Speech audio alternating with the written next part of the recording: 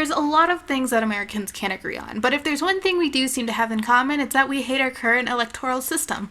Luckily, I'm here to fix that. Love cheap wine.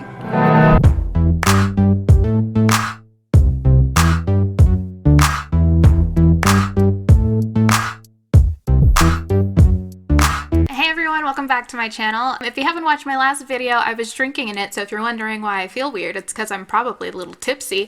Hey, it's Dessa from the future here. I had intended to put this video up immediately after my drinking to the GOP's backpedaling video, which you can check out right here. I thought it was fun. And then I had a different idea and got lazy and decided I would keep this video in the vault for when I was doing my show. As I mentioned in my Democratic Socialism Simulator, I was very busy the last 3-4 weeks doing a show. It's over now, thank God.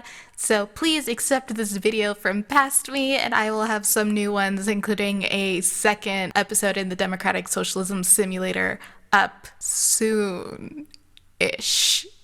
Okay, back to past Dessa. Like my intro said, we're going to be talking about fixing Americans' election system, and today I am joined by my roommate. Come on in. Hi, my name is Rika. I exist. I am not half as politically educated as Dessa, but I'm incredibly enthusiastic about it.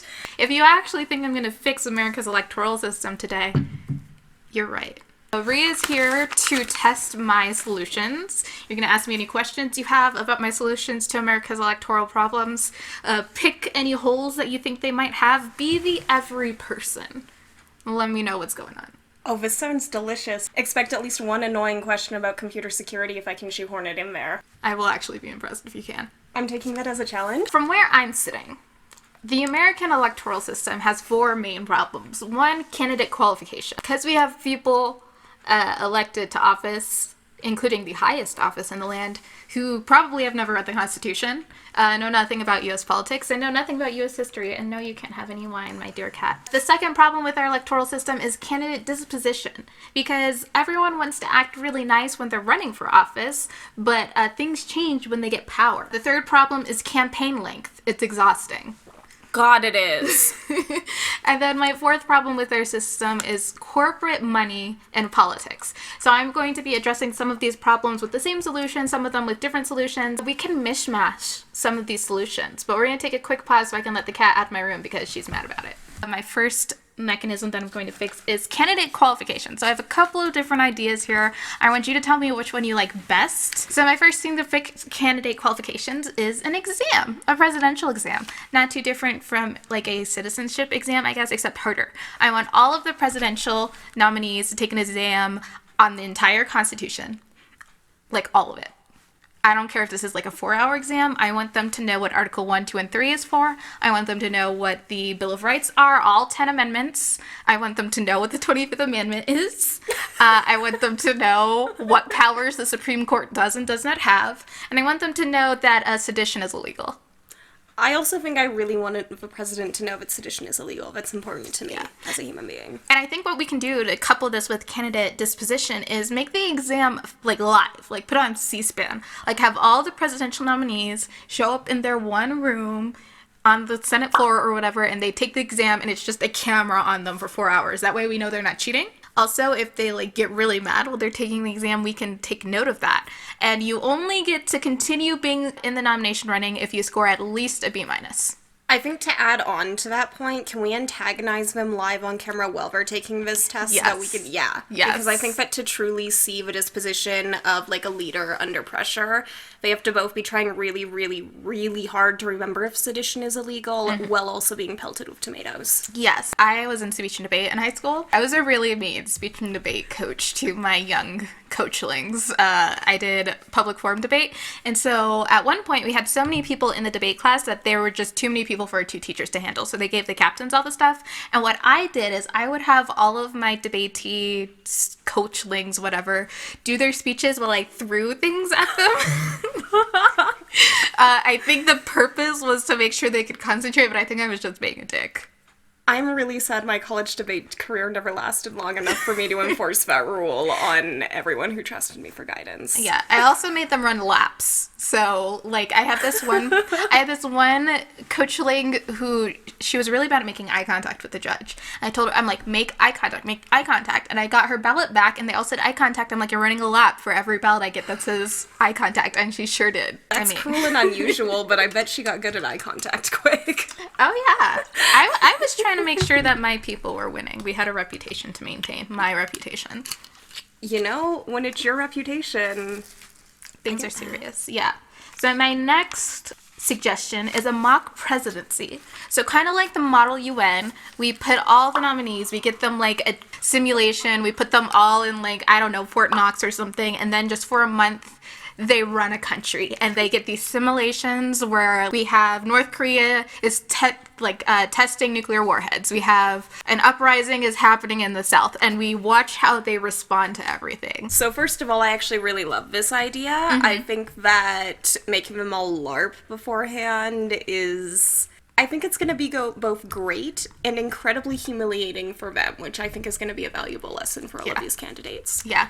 Cameras on them at all times, and I want it to be like, so it's Big like Brother. A mixture. No, it's not Big Brother. I want like a mixture of people who are experienced working for president or in the military or something, and then I want just like some laymen in there, just some like put me in. Red herrings. I want people in there like saboteurs.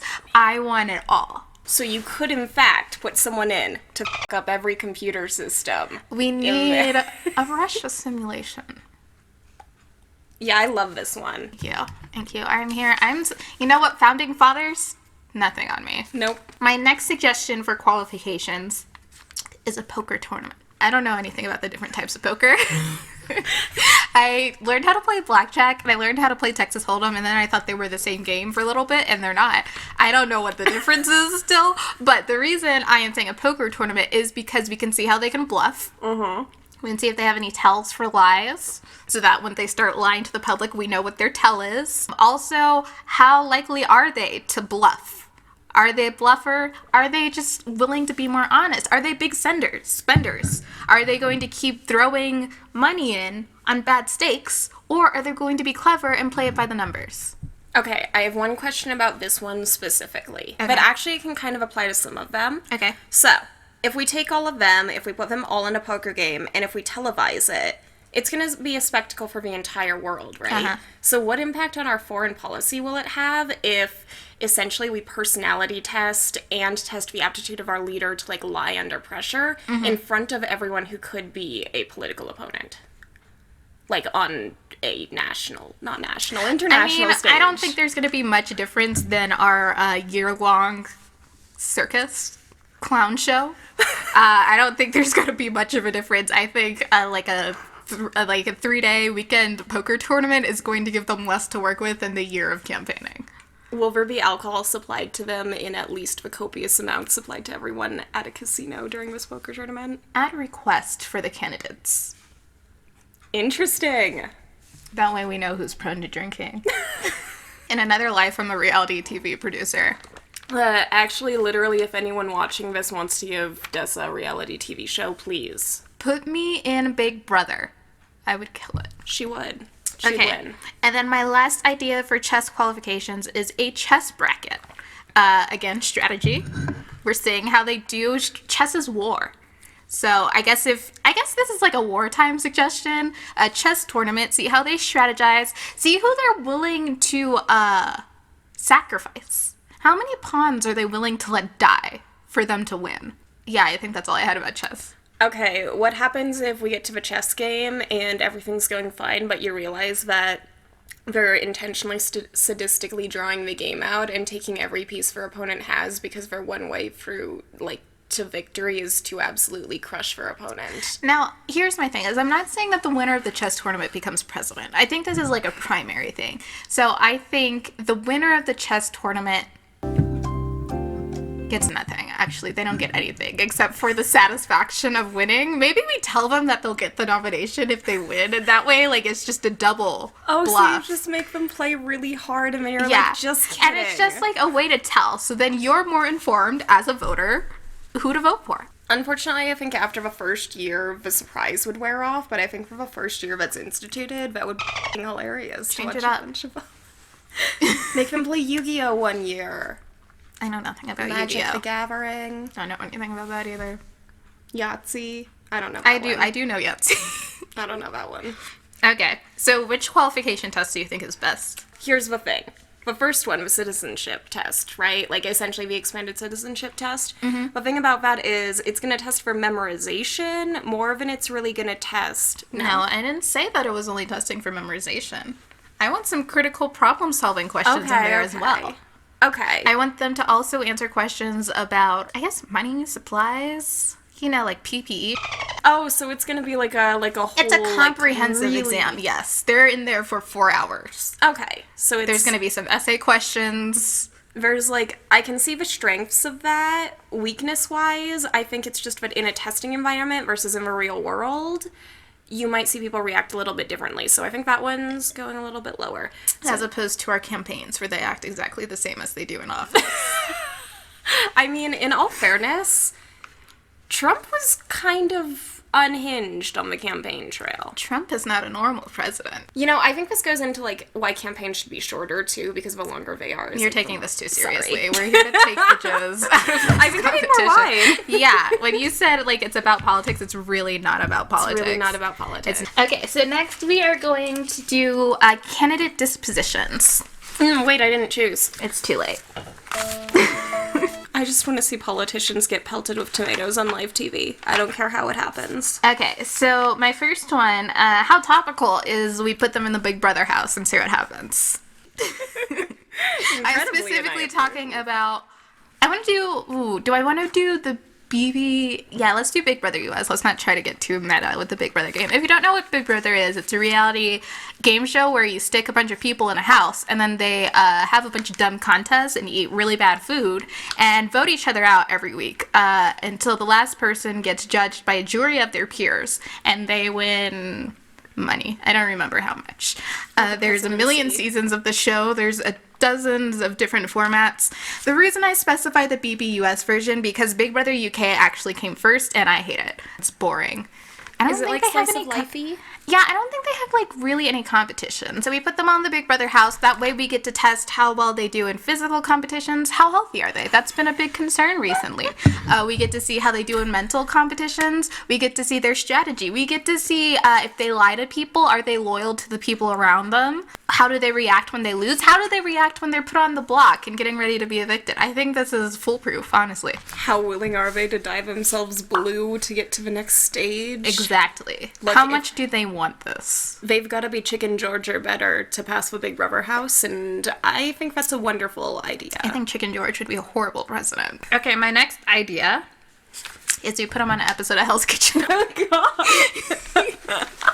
If you've never seen Hell's Kitchen, first of all, what the hell are you doing with your life? Seriously. Second of all, it's the Gordon Ramsay show where he yells at people. I know that describes several Gordon Ramsay shows, but essentially this one is you get a bunch of 14 professional chefs and you put them in 2 teams, usually divided by gender because, you know, we're still on that train.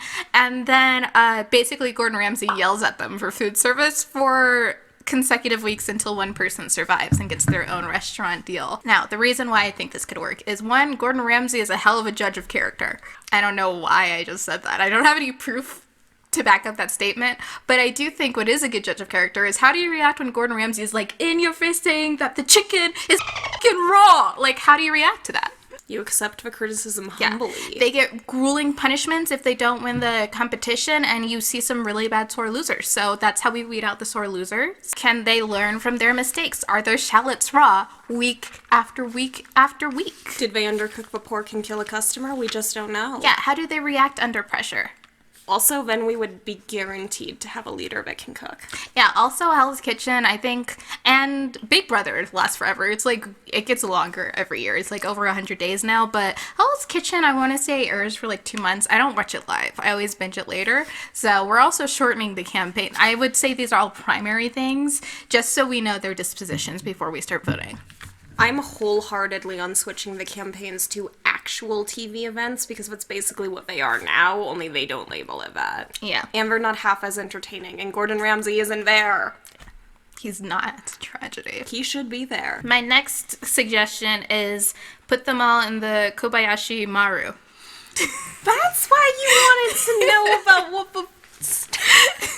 Earlier today, I'm filming this after I got off of work because I cannot be drunk during work hours. So earlier today, like 7 hours ago, I asked Ree what the test in Starfleet was where nobody could win. If you have seen, like I have seen, Chris Pine's, it's not his, but Chris Pine's Star Trek, because he's the reason I watch it, because those baby blues, I'm a lesbian, but come on.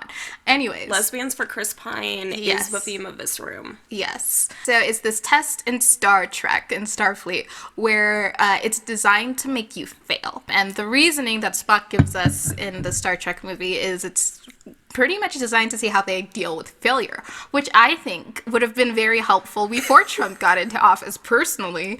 I mean, some of us knew how he was going to deal with loss, and then approximately like 60 U.S. senators were very surprised about it. If only anyone could have seen this coming. If only. If only the Trump supporters had literally said what they were going to do, that would have been very helpful. Would have been really helpful if they posted it all over social media. So in addition to seeing how they lose, we will also see what they prioritize in a life or death situation, because I have not watched this movie in a very long time, and I don't really watch Star Trek TV. My dad's a big nerd. He would probably disown me for saying this, but I'm pretty sure like some of the options are like, do you prioritize your crew? Do you prioritize like finishing the mission? What is your goal when you're in a lose-lose situation? Which loss hurts less? I don't know how we make the Kobayashi Maru. Oh, there are totally programmers that can make that happen. Okay, People are great. doing crazy, crazy things. Beautiful. We have to make sure it doesn't get hacked by Russia. Moving on. No, we should make sure it gets hacked by Russia. That's literally No, because then they'll make someone win. Putin doesn't want this to work. See, I told you we would get back to computer security eventually. Continuing in a theme, there's a theme for this, is we put them all in a game of Survivor. All right, I'm listening. Now, if you're like a lot of people, you're like, wow, is Survivor still on the air? Yes, it is, and it's still fantastic. You should watch it. If you, for some reason, don't know what Survivor is, you maroon a bunch of strangers with each other, and they have to survive in the wilderness. They have to build shelter, they have to find water, they have to make food, and slowly they vote each other off the island until you're left with two more who are judged by a jury of their peers and win money. Like Big Brother, but with the added element of possibly dying. I have a suggestion on this one. Okay. I think that instead of Survivor being for the presidential candidates, I think that this should just be mandatory for every new class of Congress. Expand. So I think that in order to actually learn to work together and make bipartisan decisions that are truly in the interest of a group, instead of Have you watched Survivor? No. Last time I watched Survivor, They I don't was like 10. work together. Then we should definitely make Congress do it. I want to see AOC and Mitch McConnell fight it out. God, Mitch McConnell would die on Survivor. That's more of a reason to do it. That's exactly why I want Congress. Yeah, I think Survivor would be good for presidential primary. So what happens is you get put in a tribe with the other people of your primary. So you have, this is good for the third party voters. We can do the 4-tribe breakdown. We have the Republicans, we have the Republicans, we have the Democrats, we have the Libertarians, and we have the Green Party. That's 4 tribes, and the tribes are going to vote each other out. They're going to start picking each other off, and then when we get the merger, it's kind of like a simulation of the general election. I think this is a brilliant idea. CBS, pick it up. I completely agree with this, but I'm a little worried the Green Party's gonna try to eat crystals. So be it. I came up with this idea while I was sober, believe it or not. I do believe that. You have great ideas. Thank you. You're welcome. Fixing America one reality show at a time. And then my last suggestion for weeding out the disposition of a candidate is actually it doesn't, I guess there is a reality TV show element, just not one I've watched, is we do like decency stakeouts. And what I mean by this is, you know how they say like if you want someone's character, see how they treat a waiter? Oh, so like the undercover boss thing.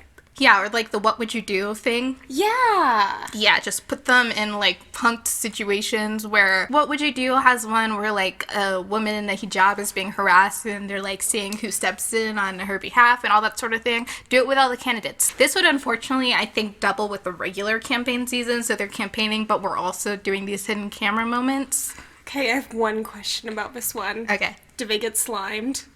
No. Can we slime them? No. We can't. Because I want politics to be more accessible for people who aren't rich, and so we can't be ruining their suits.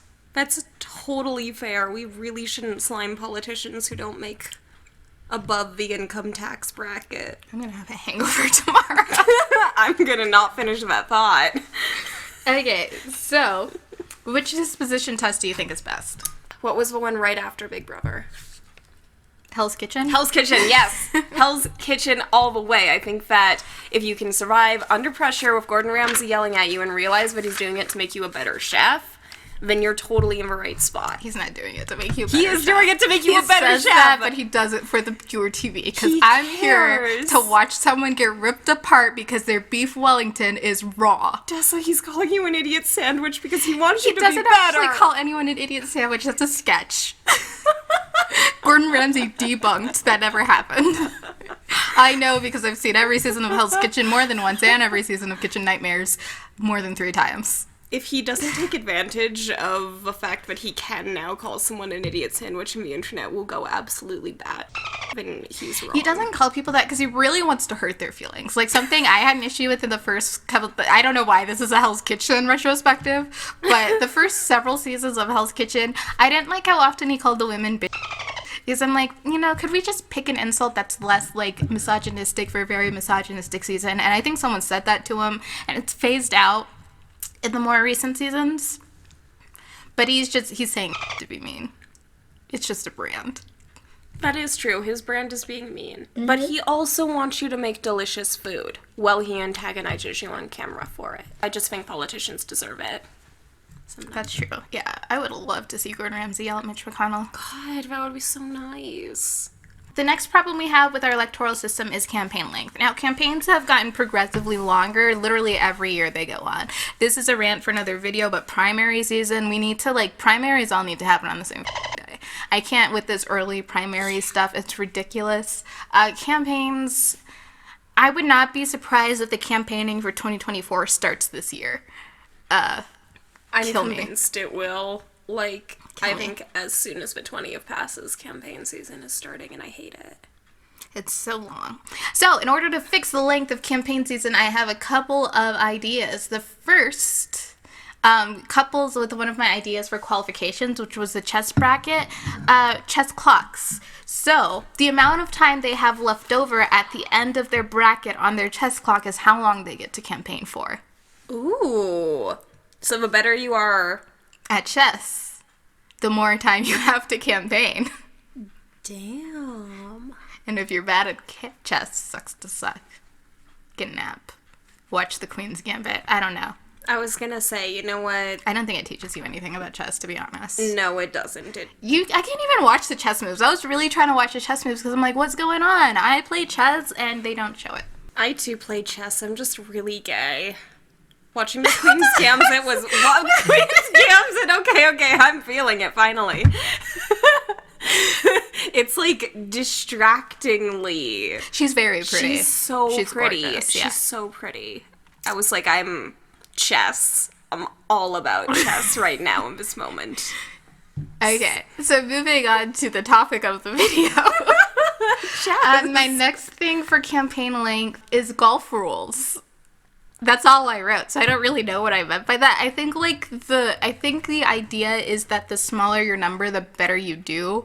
So maybe we tie this to campaign finance. The shorter you campaign, the more money you're allowed to take from people. I like that one. I think once you start tying it to finance, we're really going to listen to you. And then my next one is Price is Right rules. So with this, every year, we change how much you're allowed to spend on campaigns by several $1,000s or something, just kind of depending on what's going on in the country, I would say. If it's a bad year for the economy, you can't spend as much. If it's a good year, you can spend a little bit more. But each candidate, before we start, when you go to fill out your candidate paperwork with the FTC, that's not what, the Federal Election Commission. The FEC, the Federal Election Commission. You say how much you think you're allowed to spend, and then whoever gets closest without going over gets the most campaign time. Campaign time is now a zero-sum game. I kind of like Price is Right rules just because I feel like that's utter chaos. Is that what Price is Right rules are? I've never actually watched The Price is I'm Right. pretty sure, but every time I've watched Price is Right, it's been like an ungodly hour, and I've never remembered it. I've just thought it was a fever dream. Why not just watch YouTube? Yeah, that's fair. Like, turn on a Try Guys video at 1 o'clock in the morning? It's wild. Okay, so the next thing we have to fix is big money. So instead of, like, overruling the Citizens United case, which would be the simplest way to do it, I have some other suggestions. One is NASCAR stickers. Okay. So for campaign buses, as well as motorcades, whenever you get a large corporate donation, you have to slap the sticker on your bus or motorcade so that everyone sees and knows that you're A, tacky, and B, they know exactly who gave money to your campaign. Wait, I literally love that. Like, can we also, like, impart NASCAR rules to campaign motorcades? I don't know what NASCAR rules are. Only left turns, going at 80 miles per hour. So we want to make it times. easier for assassinations. I mean... Can you imagine if they just know it's always going to be a left turn? So my next suggestion for fixing campaign finance and big money is you tax corporate donations. So whenever someone on the board of a corporation, a CEO of a corporation, or a major investor of a corporation donates to a campaign, they get taxed on that money that they donated. That way we tax the rich and we discourage them from spending obscene amounts of money on campaigns. I love that because it puts some accountability both into wealth and into the people that they're paying to advance their agendas. Not going to name names here, but there's some people who are currently in very set to enter very high positions of the U.S. government that are very advancing some very corporate interests. You should name names. Name drop I should them. name names? Name drop them. Hi, Kamala Harris, Sesta Fosfa. We don't like that. We don't like that here. We don't One like day that I will shit. talk about Kamala Harris. Today is not that day. If we talk about Kamala Harris, you should bring me in for Sesta Fosfa segment. Okay. When I talk about Kamala Harris, I will bring Rika in for a Sesta statement. I have a bone to pick. And then my last idea for getting corporate money out of campaigns is that all donations over $100 need to be made in quarters.